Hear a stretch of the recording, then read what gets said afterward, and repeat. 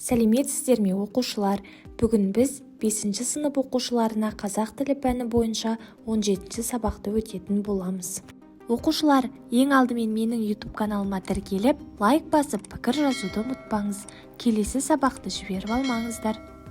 Оқушылар, бүгін біз егін алқабы деген тақырыппен танысамыз. Біз бұл сабақта егін және оның түрлері туралы, егінші мен патша арасында болған оқиғаны, сөздің тура және ауыспалы мағынасы жайлы білетін боламыз. Бірінші тапсырма мәтінді оқыңдар.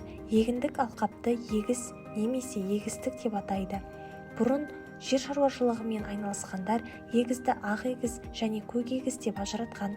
Ақ егізге бидай, арпа, тары және тағы да басқа дақылдарды өсіретін егіс жатса, көк егізге бақша өнімдері мен техникалық дақылдардың жекелеген түрлерін өсіретін егіс жатады. Ақ егіз күтіп-баптауды көп қажет етпейді, ал көк егіз күтіп-баптауды талап етеді. Дегенмен ақ егізге зиян келтіретін табиғи құбылыстар көп. Құрғақшылық, мезгілсіз жауған жаңбыр, дауыл, мәселен, астықтың дәні пісіп тұрған кезде қатты жел соқса, егіннің дәндері төгіліп қалады. Мезгілде піскен астықты жинап алу шарасы егін ору деп аталады. Бұл науқан астықтың сұрпы мен тұқымына байланысты пісу мезгіліне сәйкес шілденің екінші жартысынан бастап күзге дейін жалғасады.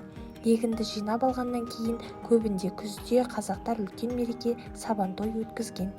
А тапсырма. Мәтін бойынша төмендегі тапсырмаларды орындаңдар. Мәтінде жоқ ақпаратты табыңдар. Егінге қауіпті жағдайлар. Екінші, егін ору науқаны неге байланысты анықталады? Астықтың сұрпы мен тұқымына. А тапсырма. Берілген мақал-мәтелдердің мағынасын түсіндіріңдер. Бұл мақал-мәтелдер еңбекқорлыққа шақырады. Құр отырғаннан ешқандай нәтиже шықпайды, ал еңбек етсең жемісін көресің. Б тапсырма. Мәтіндегі ақ егіз, көк егіз тіркестеріне тән ортақ сипатты табыңдар. Сөз арасындағы дыбыстар бір-біріне әсер етеді. Б тапсырма. Қарамен берілген сөздерге сәйкес сөздермен ауыстырып жазыңдар. Ажыратқан, жіктеген, талап, қажет, сұрпына, түріне, шарасы, жұмысы. Сөздердің тура және ауыспалы мағынасы. Тура мағына сөздің бастапқы өзгермеген мағынасы. Сөздің ауыспалы мағынасы қолданыс барысында пайда болатын сөздің туынды мағынасы. Ауыспалы мағына сөздің тура мағынасынан пайда болып дамиды. Мысалы, аяқ негізгі мағынада дене мүшесі, адамның аяғы, малдың аяғы. Аяқ ауыспалы мағынада соңы, ақыры дегенді білдіреді. Сабақтың соңы, әннің аяғы.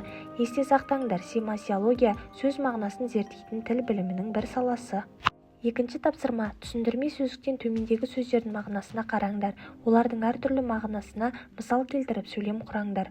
Гүлім, алма ағашынан түскен алмаларды теріп алшы.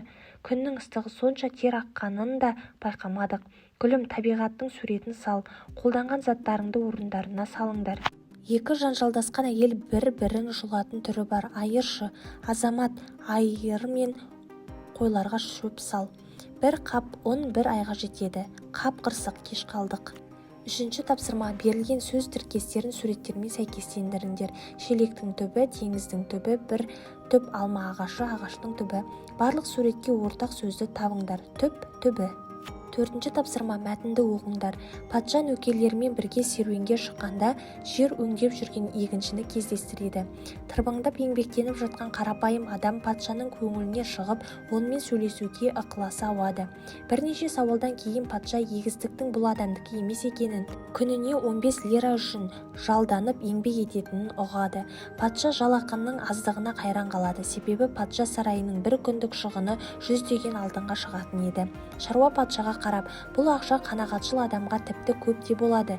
Мен ақшамды 3-ке бөлемін. Бір бөлігімен өмір сүремін, бір бөлігімен қарызымды өтеймін, бір бөлігін қорға жинаймын дейді. Патша бұл жұмбаққа ұқсаған сөздерден еш нәрсе түсінбейді. Ақкөңіл диқан күлімсіреп, ақшаның бір бөлігімен қарызымды қайтарамын дегенім бала кезімде үлкен қамқорлық көрсеткен әкем мен шешем ғой. Ақшаның бір бөлігін соларға беремін. Ақшамды қор ретінде жинаймын дегенім бұл ақшаның бір бөлігін балаларымның біліміне төлеймін. Менің қол аяғым жұмыстан қалған жағдайда олар маған көмектеседі деп үміттенемін. Қалған ақшамды өзімнің мұқтаждықтарыма жұмсаймын дейді. Патша қарапайым адамның бұл әрекетіне риза болады. Намысшыл шаруаның балаларының біліміне төлейтін ақшаны өз мойнына алады. А тапсырма. Мәтін мазмұнына сәйкес дұрыс және бұрыс ақпараттарды табыңдар. Патшаны егіншінің жалақысы таңғалдырады. Дұрыс. Патша егіншінің жұмбақтап айтқан сөзін бірден түсінеді. Бұрыс. Егінші бар тапқан ақшасын балаларының оқуына төлейді. Бұрыс. Егінші өзінің әке-шешесіне ақша қарызы болған. Бұрыс. Патша егіншінің әрекетіне риза болады. Дұрыс. Тапсырма. Көп нүктенің орнына тиісті сөздерді қойыңдар. Егін егетін адам диқан, аз ақшаға да риза болу қанағат. Ханның жанында жүретін адамдар нөкер, істеген жұмысқа берілетін қаржы жалақы, біреуге қол ұшын беріп көмектесу қамқорлық. Ел басқаратын адам патша, ойын айтатын ашық адам ақ көңіл. 5-ші тапсырма. Қарамен берілген тіркестің мағынасына жатын қатарды табыңдар. Емдік жақпамайды, қол-аяғым жұмыстан қалғанда қолданамын. Қолым мен аяғым ауырғанда. 6-ші тапсырма. Қор сөзінің мағыналарымен танысып, оның кестеде қай мағынада қолданылғанын көрсетіңдер. А. 4-ші, Ә. 3-ші, Б. 1-ші, В. 2-ші мағынада қолданылып тұр. 7-ші тапсырма. Нөмір 18-ші аудионы тыңдаңыздар. Тапсырма. Өлең мазмұны бойынша сұрақтардың дұрыс жауабын белгілеңдер. Диалог кімдердің арасында болды? Әке мен бала. Оқиға қай жерде өтіп жатыр? Егіс алқабында. Бидайдың басын тіп-тік көтеріп тұру себебі неде? Басында дәні жоқ. Басы төмен ию ненің белгісі? Құрмет көрсету. Ақын тік өскен бидайдың әрекеті неге теңейді? Тәкаппарлыққа. Тапсырма. Қарамен берілген сөздердің мағынасын 2-ші бағаннан табыңдар. Көкке, аспанға тағзым етіп сәлем бер. Қарасына, түріне сыйынып алғыс айтып. Б. Тапсырма. Сен қалай ойлайсың? Бірге талқылайық. Өлеңнің негізгі идеясы қандай? Данышпан адам тәкаппар болмауы керек. Саналы һәм білімді адам ешқашан тәкаппар болмайды. 8-ші тапсырма. Ауыспалы мағынада берілген сөздердің тура мағынасын жазыңдар. Тура мағынасымен сөйлем құраңдар. Терең ой, терең су. Терең су өте қауіпті. Қатты адам, қатты темір. Әсет аяғын қатты темірге соғып алып қатты бұңайды. Жұмыстың аяғы, шыбынның аяғы. Шыбында 6 аяқ болады. Салқын мінез, салқын су. Салқын су ішіп тамақтарың ауырып қалмасын. 9-ші тапсырма. Тура мағынада тұрған сөздерді теріп жазыңдар. Адамның айтқаны, қоянның құлағы, биік тау.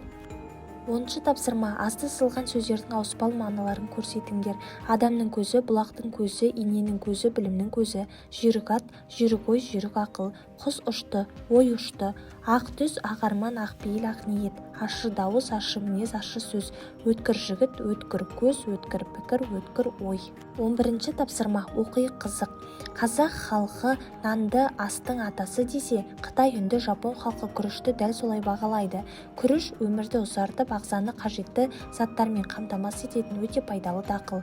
Ол ішек жұмысын жақсартып, ағзадағы токсиндерді сыртқа шығарады. Күріш суы ағзаны көмір сумен қамтамасыз етіп, асқазан ауруын емдейді. Ана сүтін тағаммен алмастыратын арнайы тағамдар шықпаған кезде жас сәбилерді осы сумен тамақтандырған екен. Тапсырма. Мәтіннен орфографиялық қате жіберілген сөздер тауып, дұрыс нұсқаға көшіріп жазыңдар. Қажетті, ағзадағы, көмірсумен тамақтандырған. Оқушылар, сонымен бүгінгі сабағымыз аяқталды. Сау болыңыздар.